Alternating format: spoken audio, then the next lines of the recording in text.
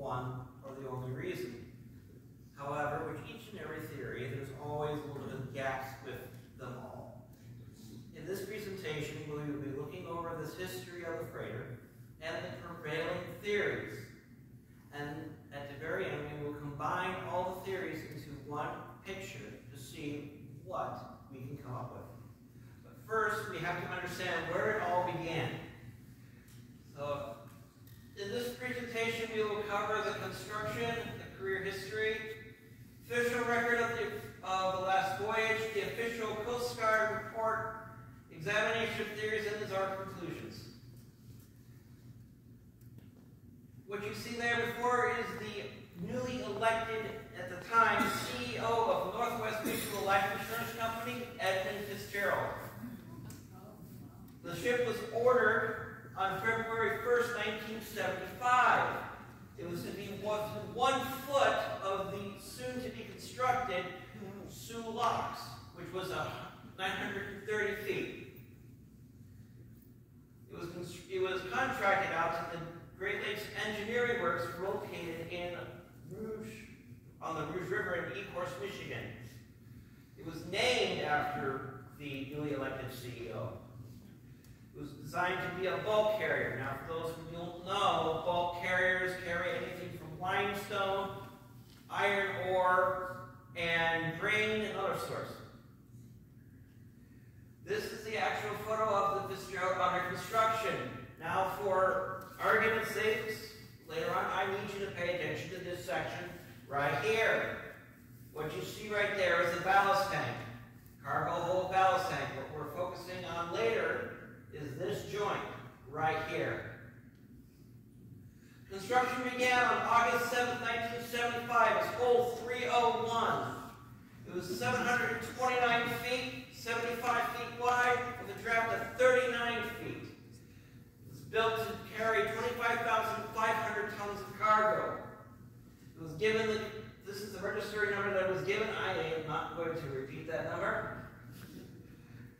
Now here's the thing. Although the ship was ordered by Northwest Mutual did not operate the ship. It was leased out to the Oval Bay Norton Company for a 25-year contract. The Fitzgerald was made to be the flagship of its Colombian division.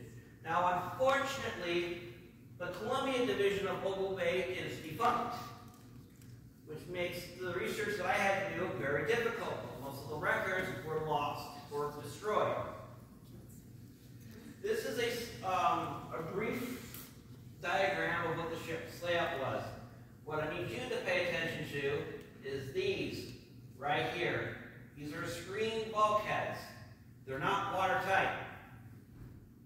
The MS Fitzgerald was not designed with watertight bulkheads between each of the cargo holds because it was not seen necessary. This is the crew inventory. So the Fitzgerald was originally outfitted with a coal-fired steam engine. However, that was later to be converted to fuel oil to increase its range and fuel economy, to make the ship more profitable. This would be occurring during the layup season of 1971 and 1972. It had what they called a beautiful map room. This was located on the back side of the wheelhouse. The Fitzgerald carried 2 radar units, Sperry Mark III and a Sperry Mark 16. These units did 2 different jobs. One was for short range, another was for long range. On the radar units in the pilot house, you would have a dial that you would turn until from there it would increase the range and tell you what you're going to be running into. It was also basically equipped with a radio direction finder. Now, for those of you who used to be on the lakes during the 80s and 90s, it's a system that's similar to the Roland system, which is now no longer in service. Basically, between 2 radar points, you would have different varying signals. This device would take those signals and give you a variable direction in which a particular location you wanted to find is in. The Fitzgerald was also equipped with several radios and telephones. One was off of main shift power, and the other one was on rechargeable batteries. These were located in the pilot house and chart room. It also had one AM 8-channel 100-watt radio telephone, which is ran off of main shift power. One 50-watt telephone on rechargeable batteries. Pay attention to these pieces of equipment. These will be important later. 2 lifeboats were located on the starboard half, on the stern of the ship, on the starboard and port. Each of them had a 50-person capacity. 2 inflatable lifeboats for 25 persons, 24 life frames, 84 life preservers, and it also had four 7,000 per minute main pumps, and 2,000 gallons per minute auxiliary pumps. Pay attention to this one. This will come up later. It also had 2 400 kilowatt ship service steam turbo generators. Those are used for emergency power. And 1 200 kilowatt diesel generator, which is located right behind the pilot house. That was for also emergency power for the bridge.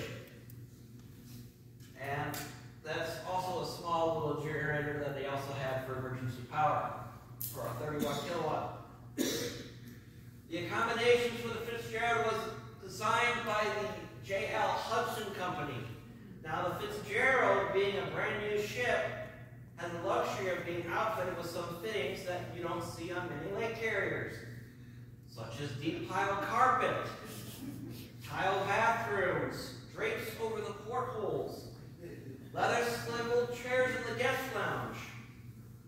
It also incorporated 2 guest staterooms, air conditioning extending into the crew quarters. Now, air conditioning was a new thing aboard light carriers, as in most cars at the time. It was a new thing.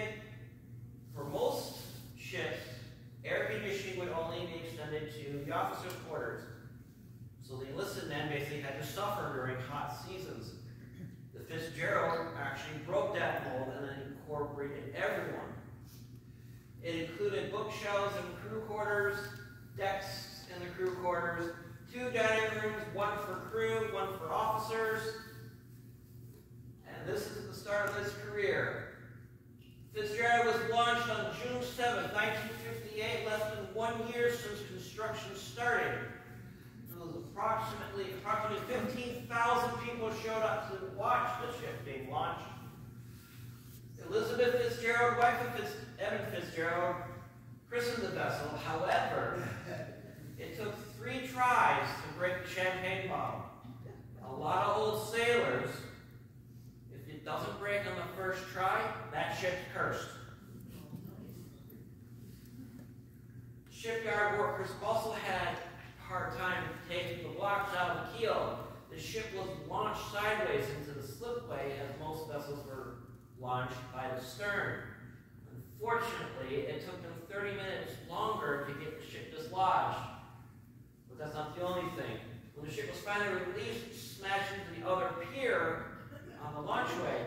The event was so startling that a middle-aged man from Toledo suffered a heart attack and died. I'm not making this up. Sea trials were conducted on September 13th, 1958. It entered service in September 24th of that very same year under the command of Captain Barrett. It was given the unofficial title of the Queen of the Lakes, this being the largest vessel on the lakes at the time. These titles also included Big Fitz, Pride of the American Side, Mighty Fitz, Toledo Express, Big Fitz, and ironically, Titanic of the Great Lakes. In 1959, Captain Larson took over command. In the spring of 1959, the Fitzgerald assisted in the rescue of the SS Meteor off a mud bank. Now, the SS Meteor was a small tug that was in the Detroit River and had become stuck. Larson had the idea of taking his ship, increasing speed so that the wake that his vessel was creating would be enough to dislodge the meteor off of its mudbank, which was successful. Captain Larson was replaced by Peter Pulser in 1966.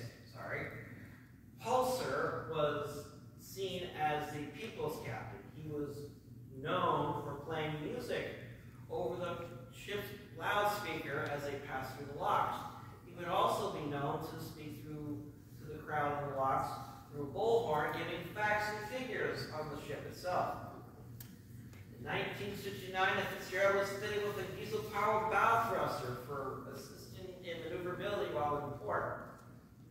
In 1969, it set a record of 27,402 tons.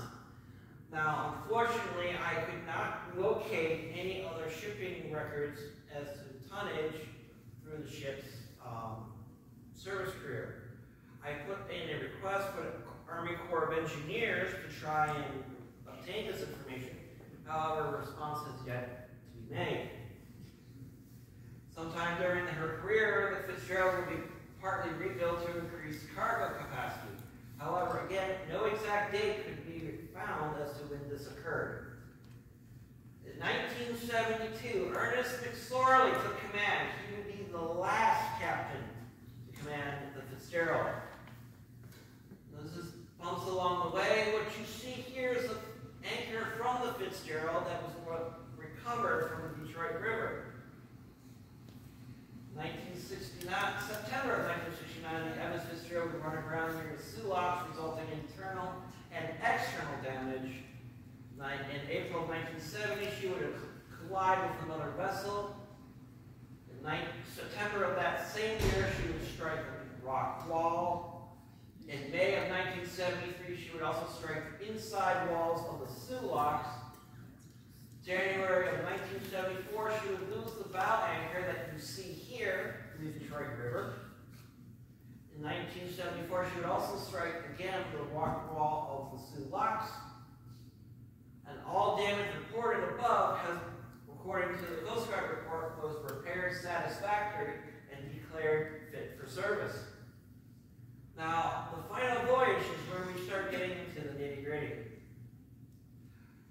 Starting on November 9th of 1975, Fitzgerald begins by loading cargo and fuel at the Burlington Northern Dockyards on Superior, Wisconsin. She takes on over 50,000 gallons of what they call number 6 fuel oil, which is basically a fuel oil designed for ships. By 2:20 p.m., the Fitzgerald departs carrying 26,116 tons of taconite bound for Zug Island near Detroit.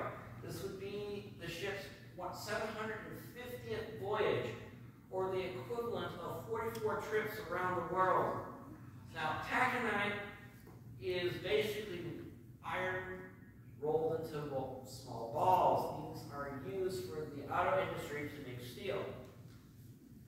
By 2:39 p.m., the National Weather Service issues a gale warning for the area that Fitzgerald was due to be traveling through. By 5 p.m., the Fitzgerald meets one of the other famous ships we will hear about, the Arthur M. Anderson, who was bound for Two Harbors, Minnesota, or she was leaving Two Harbors, Minnesota, bound for Gary, Indiana. The two captains, Captain Cooper of the Anderson and Captain McSorley of the Fitzgerald, decided to deviate from the Lake Carriers Association recommended downbound route to gain more shelter from the oncoming storm. By 7 p.m., the North National Weather Service issued a gale warning for all of Superior. On November 10th, at 1 a.m., the Anderson began to run into a winter storm. The Fitzgerald was 20 miles south of Isle Royale, winds about 59 miles per hour, and waves about 10 feet. By 2 a.m., the National Weather Service upgraded its forecast to a storm warning with winds up to 58 miles per hour. By 3 a.m., the Fitzgerald, slightly faster than the Anderson, started to pull ahead. At 7:30 a.m., the Fitzgerald made his regular report to the company she was leased to, and indicating that her arrival time would be indefinite due to the storm. By 1 p.m., Fitzgerald was 11 miles northwest of Michigan Island. That's a word.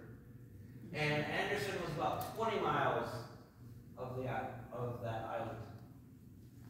By 1:40 p.m., McClellan reports that his ship is rolling some and cuts closer to the island. The Anderson cuts further west to take the seas over the stern. Now, this is a prudent move for the Anderson to do so, because having a long fetch or taking the winds over the stern is far better, as you can actually ride them out better. Instead of having your bow taking them low, it's your stern, so that the waves can roll under you instead of you plowing through them. The Anderson records increasing winds of 58 miles per hour and waves ranging from 15 to 18 feet now. And by 2:45 p.m., the snow is beginning to impact visibility, and the Anderson loses sight of the Fitzgerald, which is now only 16 miles ahead. Continuing on from November 10th, going into the evening, by 3:30 p.m., McClellan reports to Captain Cooper that he has sustained topside damage to with two vents missing and a fence rail down. Now, when he says that there's a fence rail down, there's a safety line that runs along both sides of the ship to prevent people from going overboard during inclement weather or during transit. That's nothing more than just a simple guide rails and wire cables running the length of the ship on both sides. The indication of the fence rail being down is an indication that there's a change in tension in the vessel. Either something has bent or something has broken, where that cable has suddenly become under tension and snapped. Cooper asks if he also indicates that he's taking on the starboard list, to which Cooper asks if he has his pumps going, to which he responds, he says, both of them are.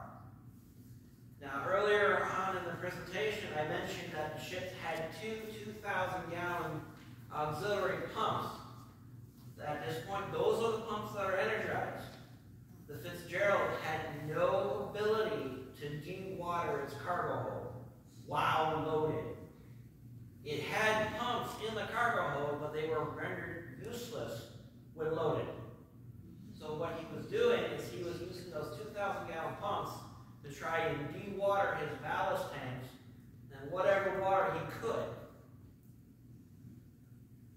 However, at this point, both vessels are in the vicinity of the 6,000 shoal. Now, the 6,000 shoal is a natural underwater rock feature that is charted. However, the Fitzgerald's charts indicated that the shoal was about 6 miles away from where it actually was.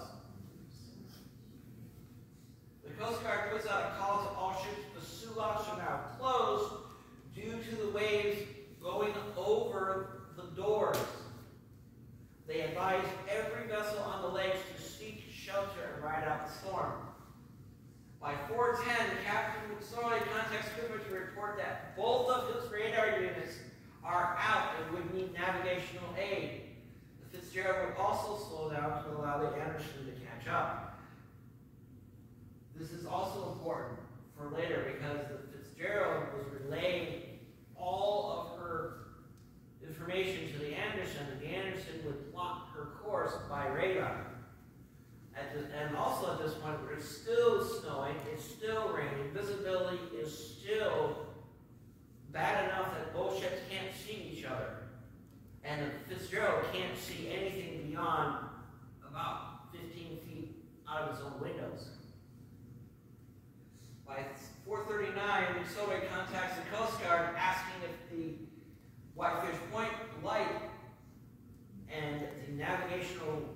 radio beacons were operating. The Coast Guard reported that both were out due to a power outage. By 4:52, winds are now sustained at 50 knots. The Anderson was experiencing winds of 65 miles per hour and waves over 25 feet by 6 p.m. Between 5 and 5:30, Captain Creddock of the Woodard of the Arborfulls responds to Captain McSorley's earlier hail about the light and beacon and said that the light was operating, but the beacons were not. Earlier, I had mentioned that Fitzgerald was refitted with a radio direction finder. The beacon at Whitefish Point was the beacon that the Fitzgerald would use to navigate towards Safe Harbor. That was out. This is a map of the two courses that the vessels took. Now, at this point, I want to direct your attention to right here. This is the general vicinity of 6 Fathom Shoal. As you can see, the Anderson took a different course to give a wider berth to the island, whereas the Fitzgerald cut in closer. It is guessed that at some point Fitzgerald and the Anderson got disoriented of each other, and instead of making a course correction for the Fitzgerald to go away, they let the Fitzgerald go on its own accord. By 6 p.m., the Anderson was hit with 86 mile per hour winds and 2 waves of 35 feet, or the height of a 3-story office building, weighing about 410 tons, or the weight of 488 Volkswagen Beetles.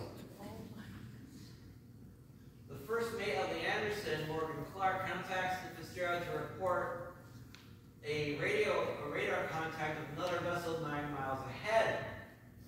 Now, because originally they said that it was 19 miles ahead, but because the Anderson is behind the Fitzgerald, they had to give the correct range of this target. The Fitzgerald would ask if they're going to clear this contact, to which the Anderson replied, yes, you're going to. While also in the same radio conversation, the first mate would ask if how the Fitzgerald was making out with his current issues, to which the only reply came, we're holding our own. And that would be the last radio contact with the Fitzgerald. At 7:15, Anderson loses contact with the Fitzgerald due to the storm. The 2 waves that hit the Anderson earlier finally make contact with the Fitzgerald. At 7:20, visibility improves. However, the Anderson cannot see the Fitzgerald and has no radar contact with the ship. Captain Cooper attempts to make contact with the Fitzgerald 8 times on the emergency channels, but is unsuccessful. 7:39, the Anderson raises the alarm, contacts the Coast Guard in Sault Ste. Marie on channel 16. However, is told to switch to channel 12 as the Coast Guard is having issues with their communication system due to downed antennas from the storm. The Coast Guard watchstander attempts to make contact with the Fitzgerald on VHF radio and requests the commercial radio station in Rogers City to also make an attempt to contact the Fitzgerald. Neither attempt is successful. At 7:47 p.m., Coast Guard Nantucket is ordered to upgrade their status from in maintenance to standby because of the severity of the storm. Continuing on with the events of November 10th, at 8:25, Cooper contacts the Coast Guard to express his concerns with the welfare of the Fitzgerald. He has not heard nor seen any sign of the vessel. At 9:03, Anderson officially reports the Fitzgerald missing. At this time, at 9:10, the Coast Guard Rescue Coordination Center Cleveland, or RCCC, receives the report that Fitzgerald is missing. Cleveland directs Coast Guard Air Station Traverse City to dispatch aircraft. The aircraft at now this is a standard that the Coast Guard has during any kind of storm. There must be aircraft on station in what they call Bravo Zero. Now that means that the aircraft must be able to launch within 30 minutes of receiving the call. At 9:25, the Coast Guard Nantucket was ordered to get underway, but not to venture beyond the entrance to Whitefish Bay. However, while underway, she suffers an oil line failure. At 9:30, with no other vessels able to assist in the Coast Guard search, Coast Guard Station Sault Ste. Marie asked Captain Cooper to turn his vessel around in search of the Fitzgerald. At first, Cooper is reluctant to do so, but understands that there is life at stake right now. So reluctantly, he turns his vessel around. At 9:45 p.m., the Coast Guard Station Sault Ste. Marie puts out an urgent broadcast on the Fitzgerald. And at 10 p.m., the Coast Guard Station puts out an urgent broadcast, another one for the Fitzgerald. The vessel Armico responds to that broadcast and joins the search. At 10:30, the Coast Guard asks all vessels to begin a search for the Fitzgerald. These vessels include the William Clay Ford, the Haida Majari, William R. Rochus, the Benjamin F. Fairless, the Farnack, the Murray Bay, and the Argos.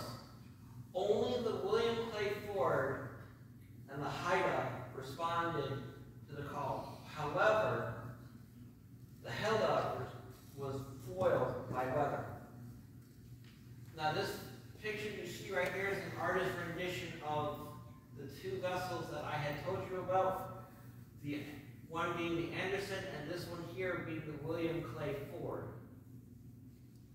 The Coast Guard contacts upbound vessels the Benfree, Nanfree, and the Arborphos, asking them to reverse course and search for the Fitzgerald.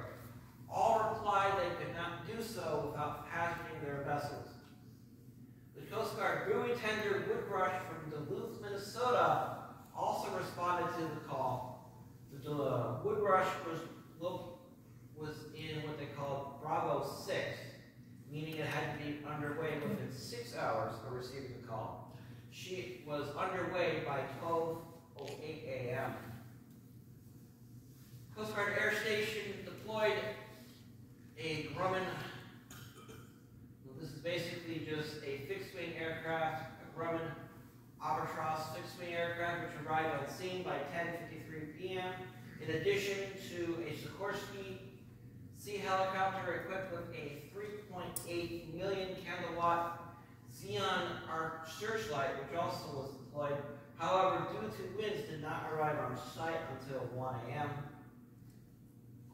Throughout the night, the Anderson, Clary Ford, and search for the Fitzgerald fixed-wing aircraft and helicopters also searched through the night using searchlights and flares, as depicted in this artist's rendition.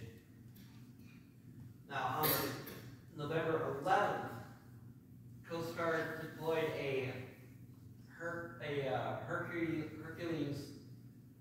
aircraft, which is basically what you see right here, arrived on scene to assist in the search.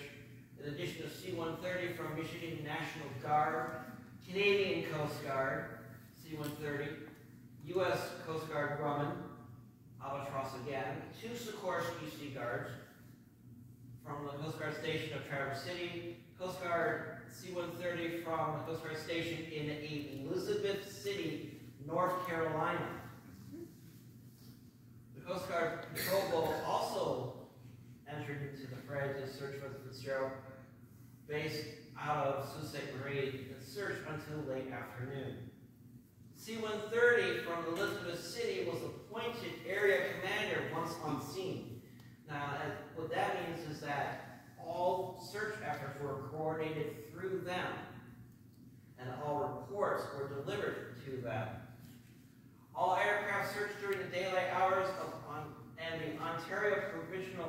provincial police joined the search by establishing and maintaining beach patrols along the eastern shore of Superior. The search continued until the 12th and 13th of November. Active searches were suspended at 10:12 p.m. on the 13th, although Coast Guard Station Traverse City would conduct weekly flights over the area until the end of that year. No survivors were found. But this is what was found. And right there, what you see in that picture is one of the lifeboats from the Fitzgerald. Debris was found along the entire shore, including life rafts, life preservers, both lifeboats, and items from the ship's galley and an oil slick. Number 2 lifeboat was found with one end smashed and the bow split open, as you see here. Lifeboat number 1 was recovered by the William R.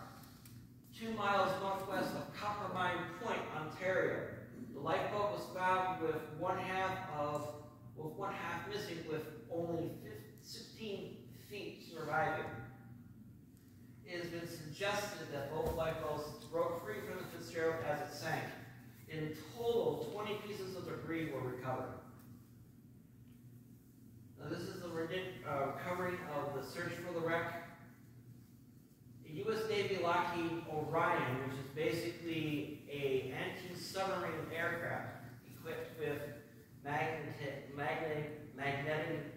detecting equipment for submarines, detected a magnetic anomaly about 17 miles outside of the entrance to Whitefish Point.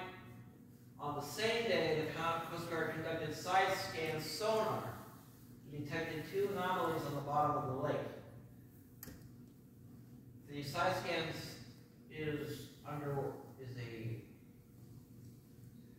a side scan is an underwater survey tool that is used to detect underwater features.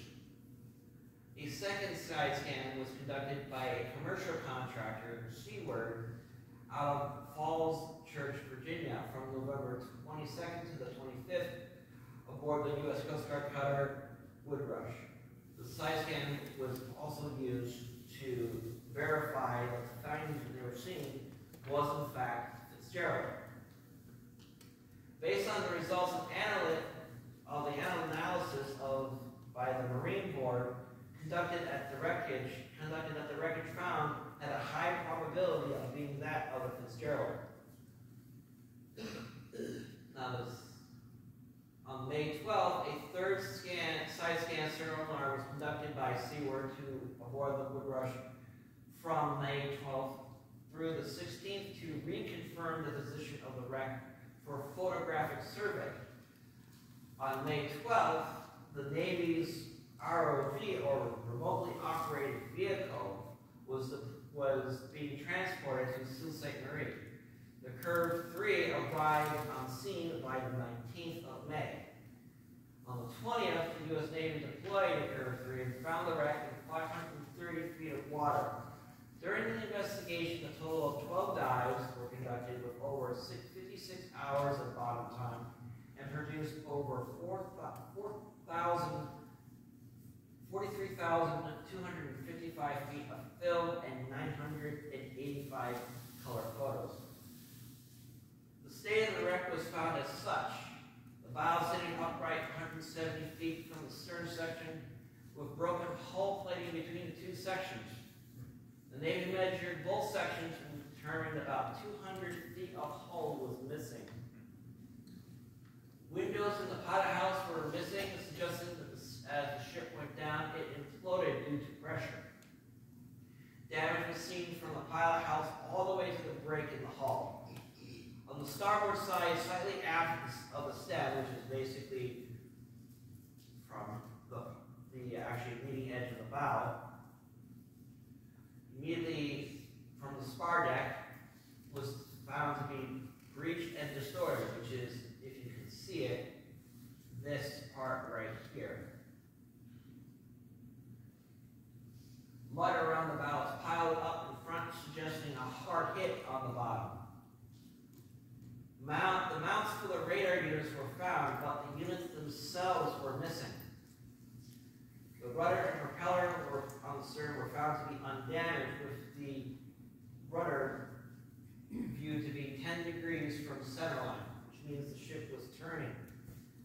down. This is a picture from the actual Coast Guard report of the diagram of the wreck site. As you can see, the stern is upside down with the bow being pointed towards the direction of Whitefish Point.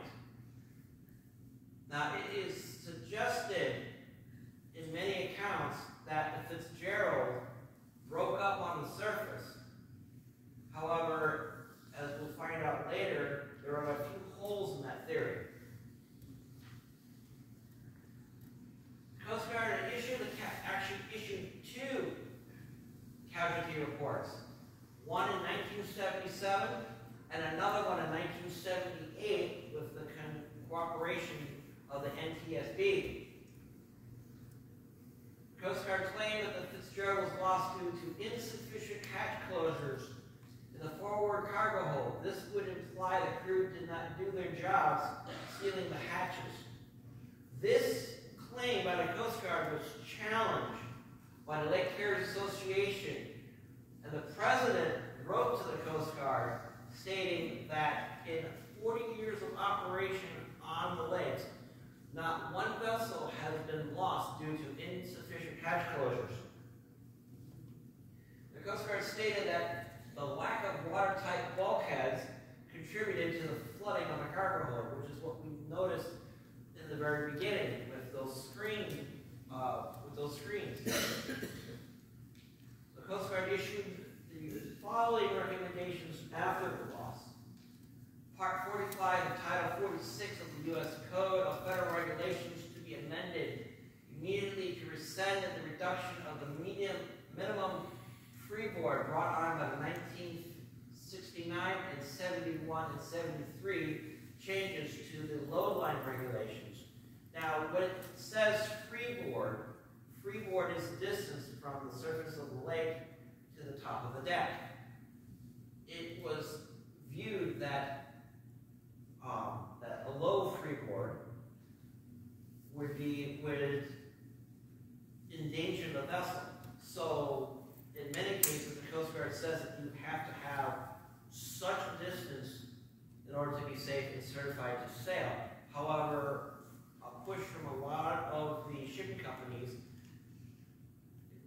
kind of convinced the Coast Guard to bend the rules just a little bit to allow them to carry more cargo during the season. However, as we've already seen, that's not always the wisest move. That any changes to the lake carrier load line then apply to ore carriers reflected in full consideration of necessary for means of detecting and removing floodwater from the cargo hold. Watertight subdivisions are also required in the cargo hold. The Fitzgerald did not have any means to detect water within its own cargo. And as we will see later, that being able to de-water its cargo hold would have saved the vessel. The owner operators continue to run a program to both inspect and maintain and repair the seals around the cargo hatches. Now, on all bulk lake carriers, there is a rubber gasket that runs along the top of the cargo holds that these heavy hatch covers sit on. Over time, those gaskets can become worn or damaged. There was no requirement that these gaskets be inspected by the Coast Guard or their operators.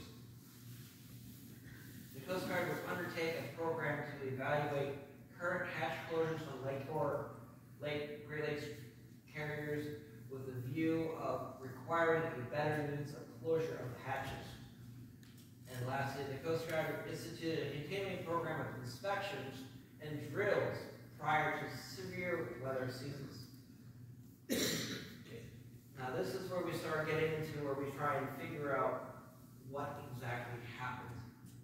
Now the standing theories as to why the Fitzgerald went down are grounding, stress fracture, structural failure, flooding through hatches, rogue wave and weather related, cargo, topside damage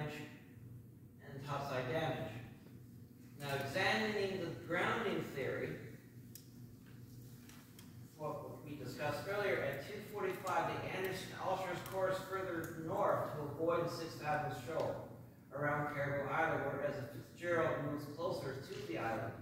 This would put the Fitzgerald in the dangerous position of striking bottom. Now, normally, the peaks of the 6 Fathom Shoal would be about 36 feet below the surface of the water. Now, the Fitzgerald had a draft of 38, but that's when she was unloaded. During the storm, the peaks could be as close as 26 feet. So if she went over the 6 Fathom Shoal and bottomed out, the crew would not be able to notice because of the wave actions. It would just seem like, oh, it just hit another wave, not knowing that they bottomed out. Under normal, like I said, under normal conditions, the shoal peaks were 22 to 200 feet. However, with the storm depths, these were much shallower.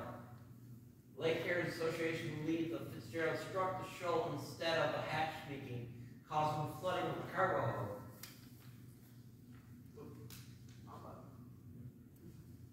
And a professor from Michigan Tech up in the UP ran a class project on this.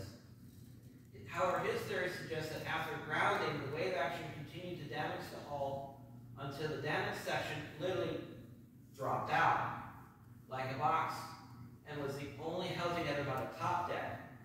Compressed air blew a hole in the starboard bow, which then sank 18 degrees off course. Basically what he's saying is, as the ship bottomed out and the ship was flexing due to the wave action, that damaged section basically became metal fatigued and fell away. However, this theory has a little bit of a problem. The orientation of the bow suggests that the bow went down into the mud as it's pointed downwards. If the ship broke on surface, where water would be flooding into the cargo holds through the openings, the bow would be resting more stern heavy than bow heavy. This theory does not explain the high-speed impact evidence in the mud seen. As in the previous photo on the slide where it says state of the wreck, you can see that there's mud piled up. That would only occur if the ship actually nosedived. Same kind of thing you would see on the Titanic. There's mud piled up around the bow because the bow plunged first. Now we're going to examine stress fracture. Captain Cooper believed in an interview that the Fitzgerald suffered a stress fracture. And that's the reason why it sank. The theory is supported by the fact that the first sign of trouble was down fence grab. This could indicate a change in tension in the hull. The Fitzgerald had been more prone to cracking during her service, as in fact there have been many reports in which she had cracks and those were repaired. However, these minor flaws in the ship's design or the material she was made out of could have been made worse as the storm progressed. There were also some concerns from the crew that the Fitzgerald would flex unnaturally during storms. It is possible that over time, this flexing could make other areas of the ship more prone to stress fracture. It was also reported that the Fitzgerald had what's called a floating keel. In other words, the bottom of the ship, or the spine of the ship, was not really well attached and would flex a good 1 to 6 inches during heavy storms. Hence why they said it would flex unnaturally. Now, the structural failure theory is one that is more widely accepted, but it also has a few problems. This theory suggests that Fitzgerald suffered a major structural failure, such as a breakup on the surface. There have been 2 other freighters that have suffered this kind of failure. The Carl D. Bradley in November 18th of 1958, and the Daniel J. Morrell on November 29th of 1966. Both vessels broke up on the surface. The Bradley was lost in Lake Michigan, whereas the Morrell was lost on Lake Huron. However, in both cases, both vessels had survivors.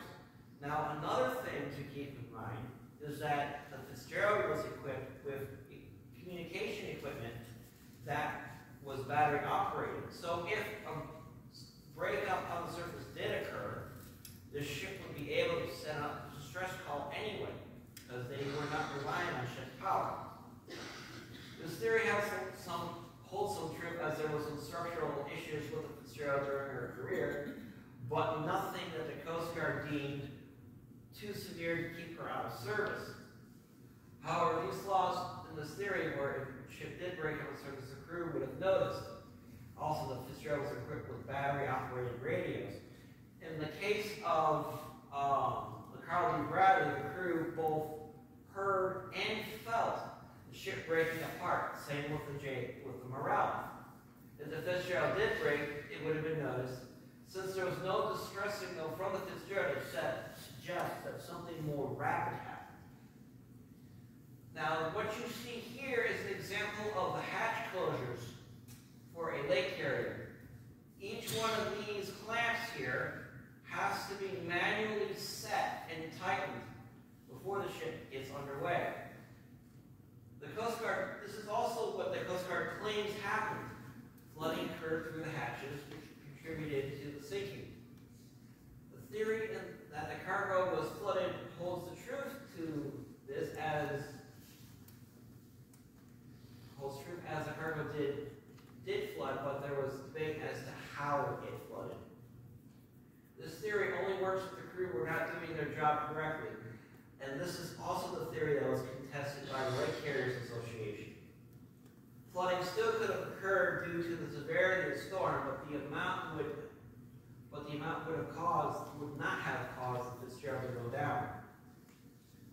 Now, the cargo theory is an interesting one. What you see here is taconite pellets, quarter and bottle cap for scale. Now this, in my research, I found interesting. Taconite is hydrophilic, meaning it likes water.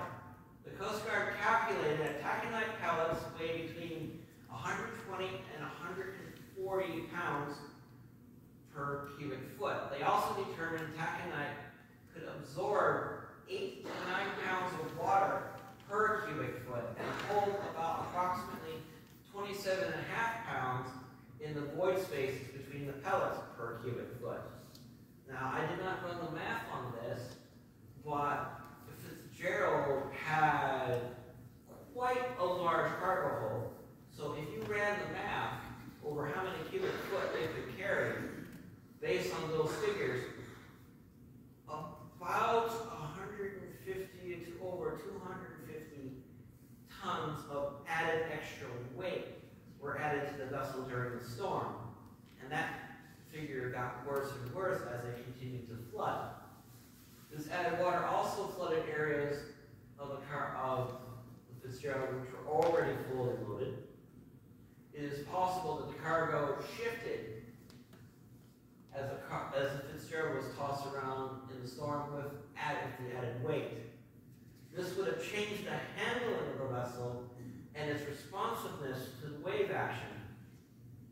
Now, this is also an interesting viewpoint, which is the rogue wave theory. The Anderson reported 2 rogue waves of 35 feet, which it took over the stern. The Anderson reported that they were hit with 2 30 to 35 foot waves at 6:30 the night the Fitzgerald was lost. One even buried in the aft cabins and damaging the lifeboat. The intensity of the storm was produced so strong that the wave action was, as well as the intensity of what the wave action is called known as chop. Now, to explain what chop is, on the ocean you have more rolling waves, more gentler waves. Because Lake Superior is an inland lake, the wave is more like a harmonics. The peaks of the waves are much closer and much higher.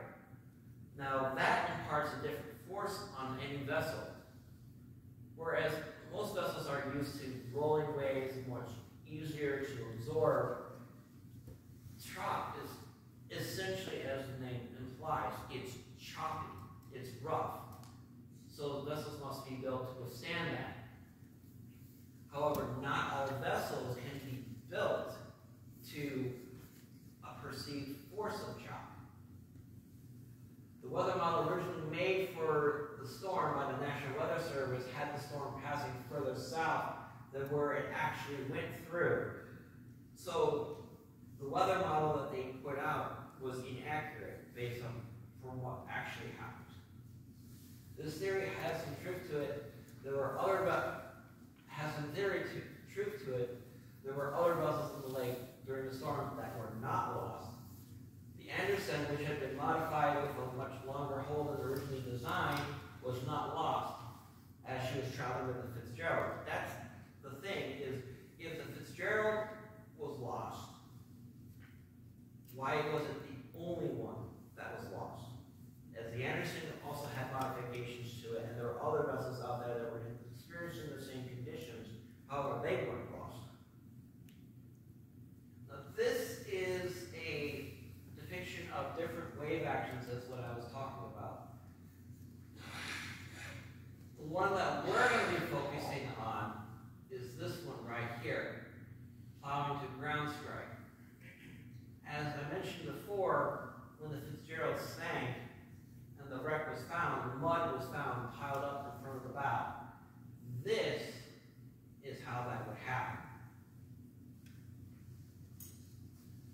Topside damage theory is also suggested by the Coast Guard, as the Coast Guard indicated that this was the most likely cause for flooding of the cargo hold.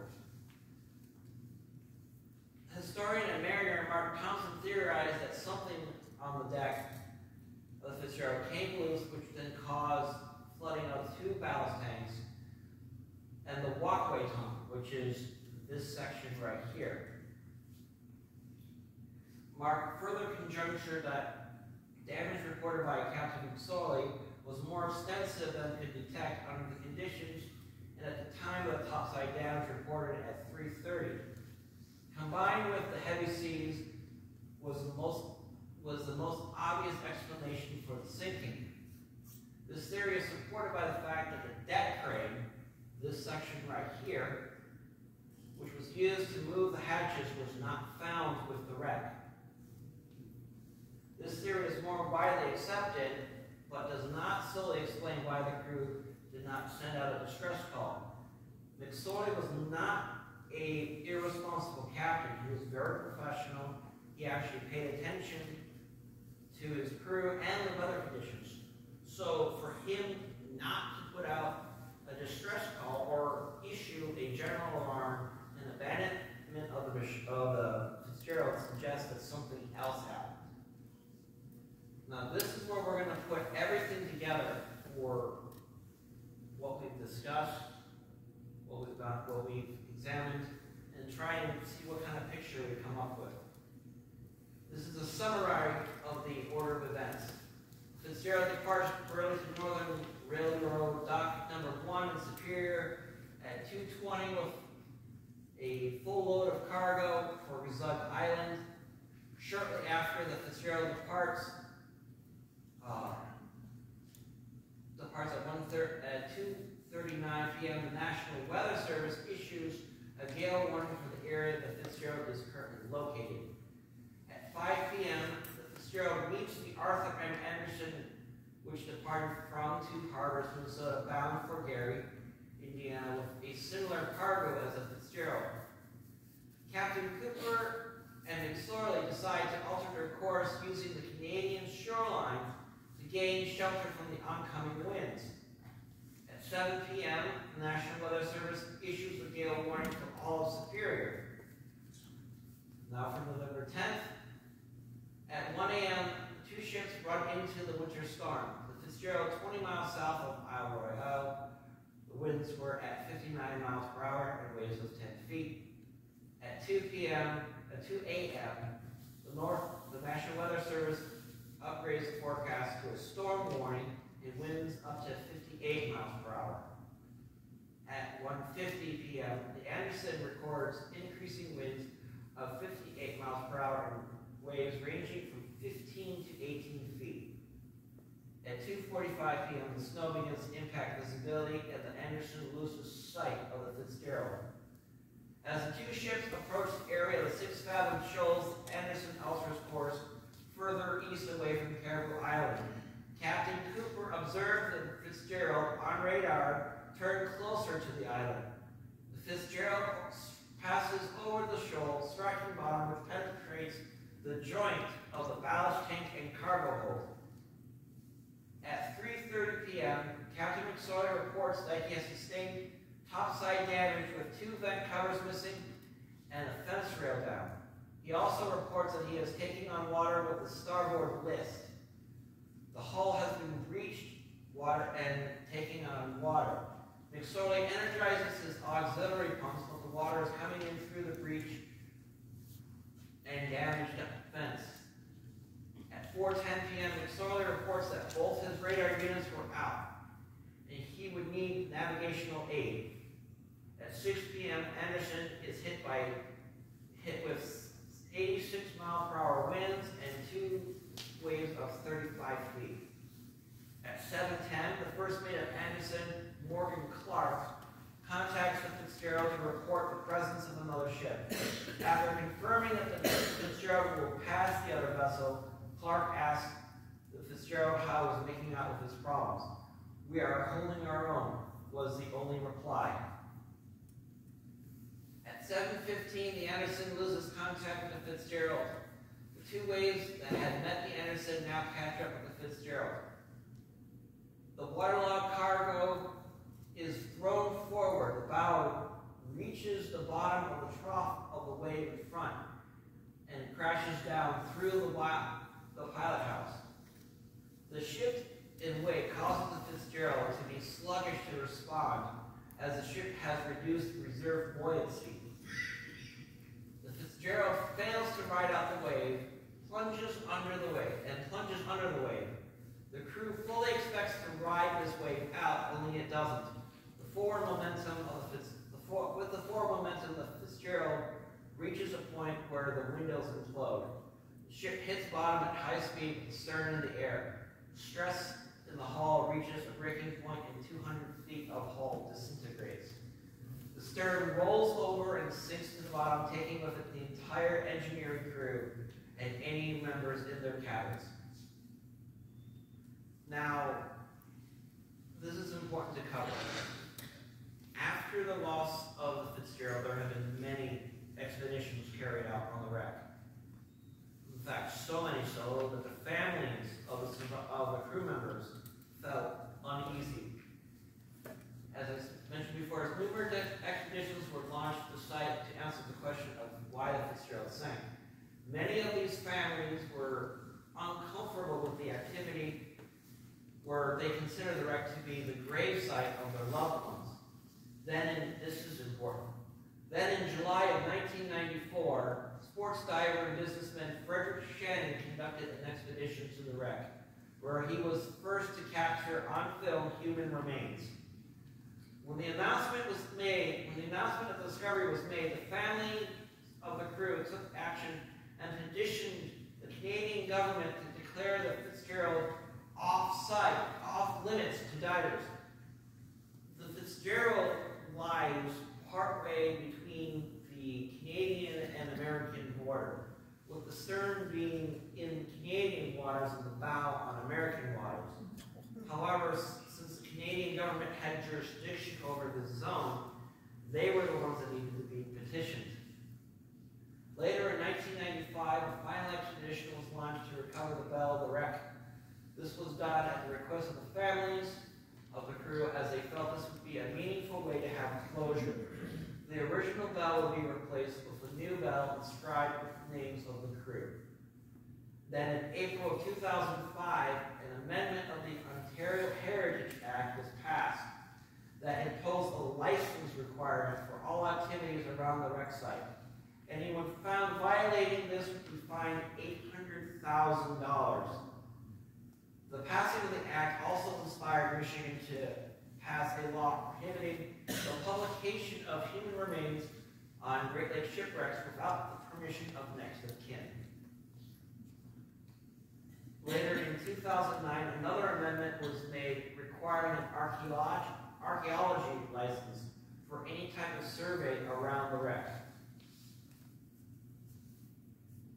Now, at this time, I will open the floor for any questions.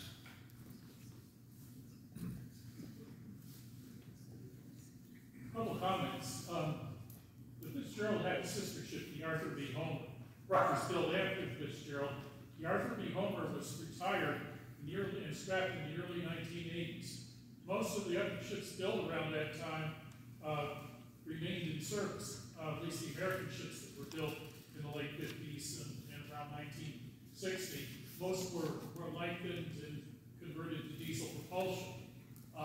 Some have questioned whether there were problems with the Homer that led to its retirement that may have indicated defects that contributed to Fitzgerald's sinking.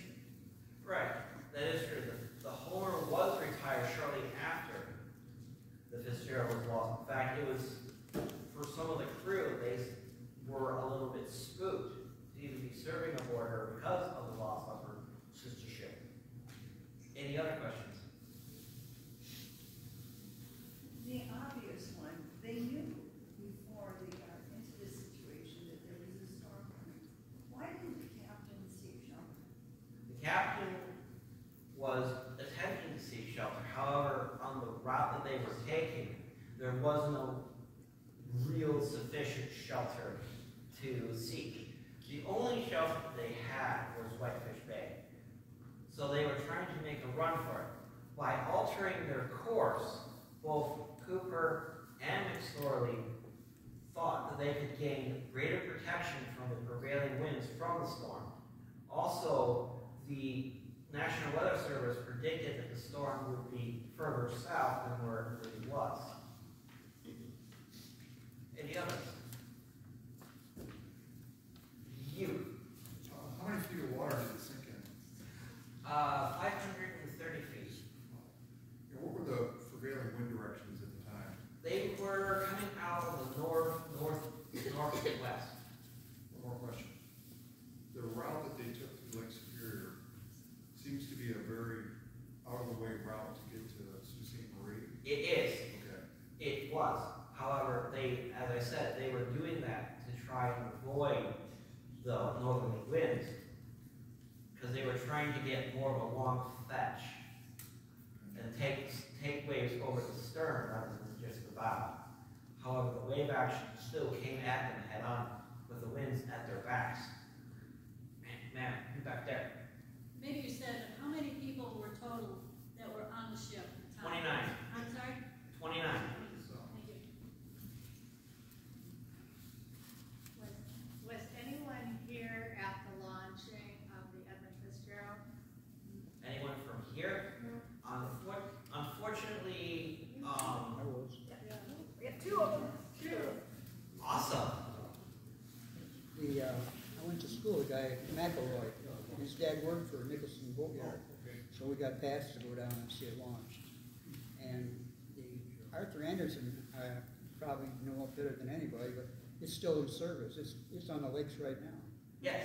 And the Fitzgerald was too close to Michigappen Island, or basically Caribou Island.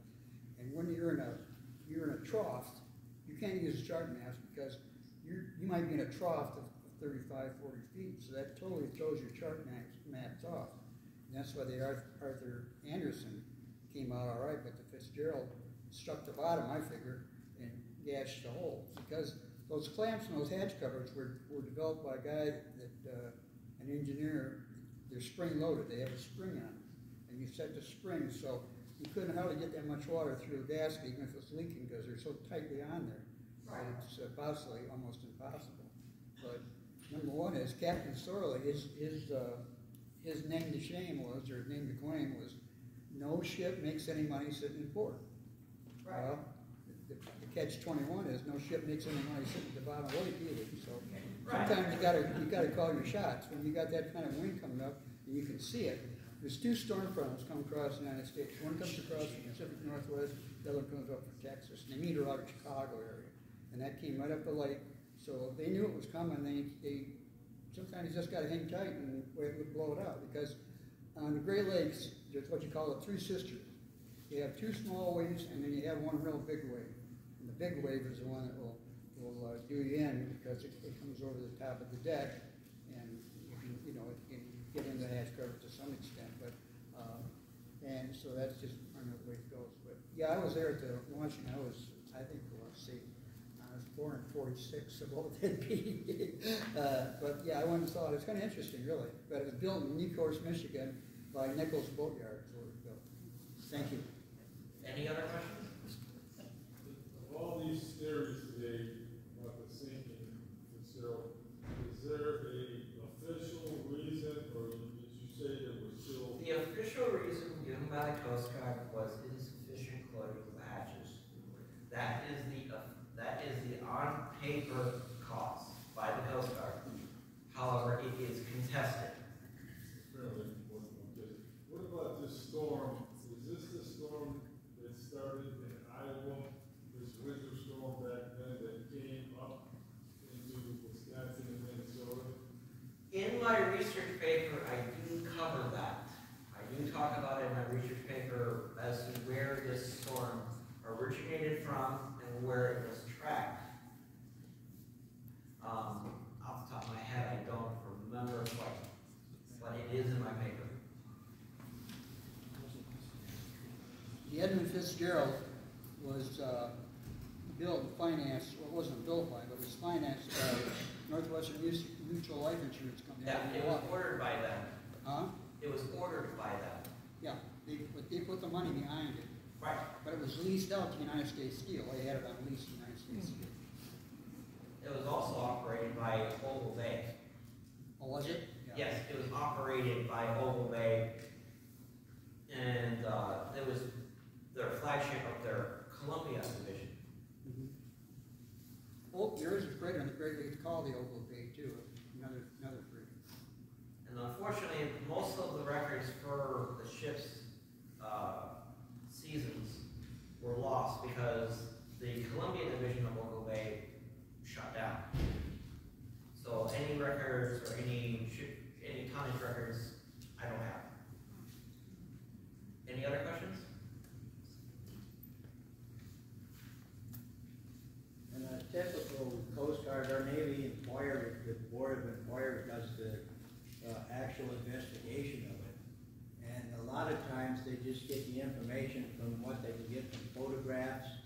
And if there's anybody that has survived it, they can get information for that. But in most cases, I know, like the famous sinking of the USS Scorpion in '68 that went down in the Azores. They had a Board of Inquiry do that. And a lot of the information they have is from different sources, but all of the sources of information that they put together usually do not come up with the definitive answers to what actually happened. It's mostly stuff that they try to put together from previous sinkings possibly, and the truth never comes out as to actually what happened. Right. On the Great Lakes, the storm lasts for 3 days. From the time it starts to the time it ends, it's 3 days. So in a day and a half into it, you're at the very peak of the storm. If Sorley would have just waited a half a day or thereabouts, Fitzgerald should be sailing. However, in any case, with the loss of the vessel right now, it is easy to say he should have done this, he should have done that. The bottom line is he didn't. And that fateful decision cost the lives of 29 men. However, this does not mean to demonize Captain Sorley, as the lakes themselves have been described by other mariners as inland seas. The weather can change in an absolute heartbeat, and despite the best weather models you might have, Mother Nature is going to play games with you, especially in November.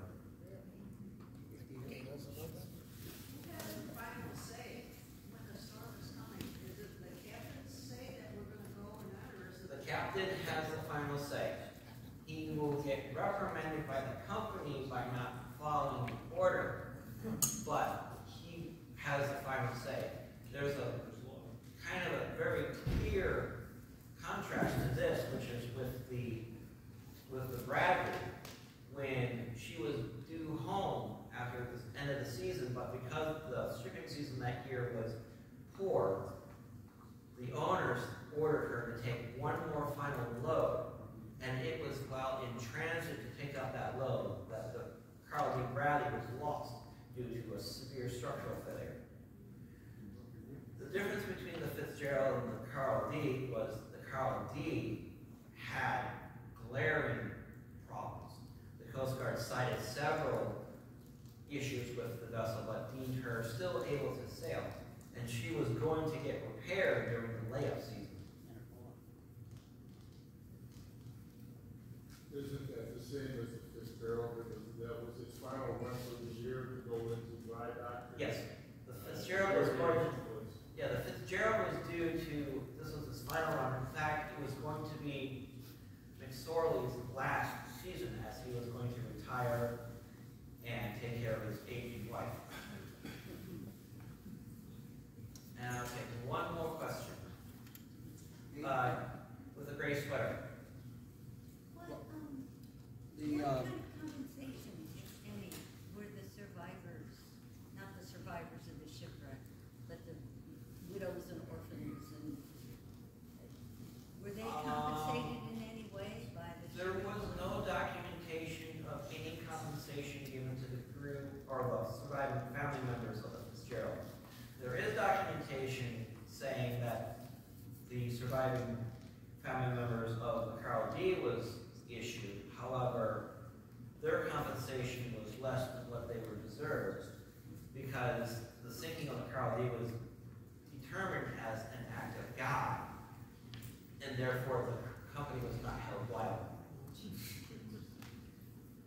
At this time, I am going to be doing the ringing of the bell for the members of the crew.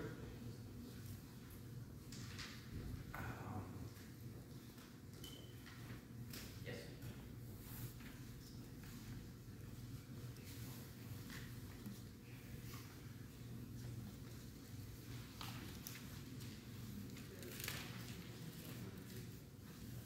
Mr. Ron Holtzman, a former Coast Guard member, will be tolling the bell. Nolan Church, Porter. Frederick Beecher, Porter. Thomas Workison, maintenance man. Joseph Mazes, special maintenance man. Alan Coleman, second cook. Robert Rafferty, steward. Gordon McClellan, wiper. Thomas Benson, oiler.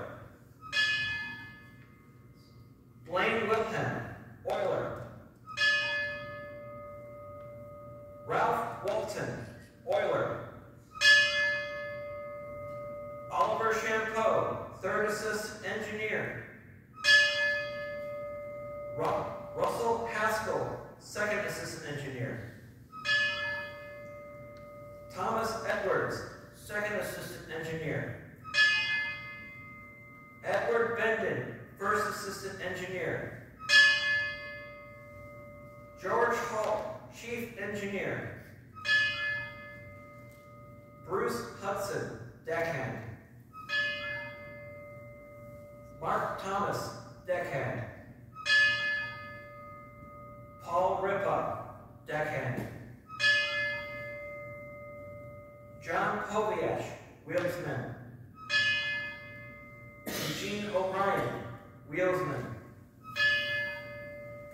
John Simmons, senior wheelsman. William Spangler, watchman. Carl Pickle, watchman. Ransom Cundy, watchman. Davis Wheat, cadet. Michael Armagos, third mate. James Pratt, second mate. John McCarthy, first mate. Ernest McSorley, Captain.